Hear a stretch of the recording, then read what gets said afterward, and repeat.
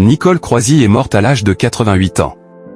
Née en 1936 à Neuilly-sur-Seine, Nicole Croisille a récemment rendu son dernier souffle. La chanteuse et comédienne est morte à l'âge de 88 ans le mercredi 4 juin 2025, comme l'a annoncé son agent à l'AFP. Le milieu artistique français est en deuil ce mercredi 4 juin 2025. Ce jour-là, la chanteuse et comédienne Nicole Croisille est morte à l'âge de 88 ans. C'est son agent qui a annoncé la mauvaise nouvelle à l'AFP, confirmant ainsi une information de France Info. Pour rappel, la défunte artiste avait vu le jour en 1936 du côté de Neuilly-sur-Seine. Nicole Croisille avait débuté sa carrière artistique en tant que mime et danseuse durant les années 1950. Elle a ensuite travaillé comme meneuse de revue à New York quelques années plus tard. Par la suite, elle a fait une rencontre décisive en la personne du cinéaste Claude Lelouch. En effet, le réalisateur avait choisi la musicienne pour interpréter la chanson de son film baptisé Un homme et une femme en 1966. Mort de Nicole Croisille, la défunte artiste fut la première française à décrocher un disque d'or aux États-Unis. Cette chanson lui avait valu à l'époque un disque d'or aux États-Unis, ce qui était une grande première pour une Française.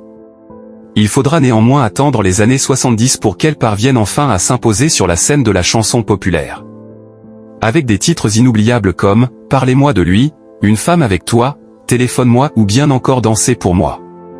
Par la suite, Nicole Croisille était aussi devenue comédienne au théâtre à partir des années 2000. Elle a ainsi joué dans de nombreuses pièces comme « Trois chambres à Manhattan », Les monologues du vagin, Jalousie en 3 mailles, Folie, Irma la douce, l'opéra de Katsu, Jeanne, Hard. Mais aussi N'écoutez pas, mesdames.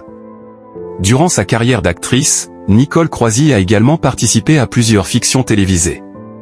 Parmi ces dernières, on peut notamment citer Villa mon rêve, Maigret et le marchand de vin, Dolmen, Un viol, Beauté fatale, Alice Nevers, Le juge est une femme, Profilage. Ainsi que Nina. La défunte actrice était par ailleurs la marraine du Centre des Arts Vivants, une école de comédie musicale, depuis 1999. Au cours de sa longue existence, Nicole Croisille a obtenu plusieurs distinctions de premier ordre.